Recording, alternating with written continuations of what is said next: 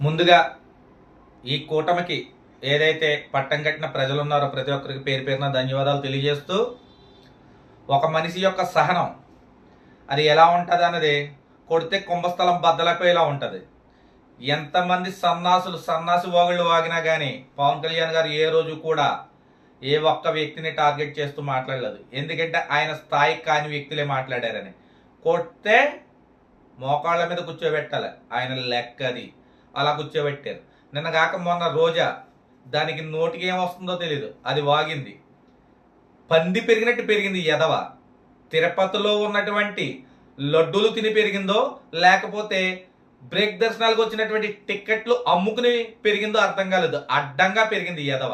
మాట్లాడితే కష్టపడ్డాను, నేను నెగ్గాను, దీని ఏడుపు దీని వల్లకాడును. గతంలో నెగ్గినప్పుడు అప్పుడున్న వీడియోకి ఇప్పుడున్న వీడియోకి చూడండి, అడ్డంగా తినమరిగి అడ్డంగా బలిసింది. ఇలాగే వైసీపీలో ఉన్న చాలా మంది నాయకులు పవన్ కళ్యాణ్ ఎవరైతే టార్గెట్ చేశారో ఎక్కువ టైం పట్టదు, ఇలా తిరిగి ఇలా వచ్చేసింది. నాశనం, సర్వనాశనం. వీళ్ళ జీవితాలు రేపు కుక్కల చింపి విస్తర. అది గుర్తు పెట్టుకుని మన స్థాయి ఏంటో ఆలోచించుకుని అవతల వ్యక్తిని మనం కామెంట్ చేయాలి.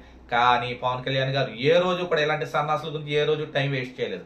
ఆయన అనుకున్న గమ్యాన్ని ఎన్ని కుక్కలు మురిగినా ఆయన గమ్యాన్ని ఆయన చేరాడు. జై జనసేన, జై హింద్.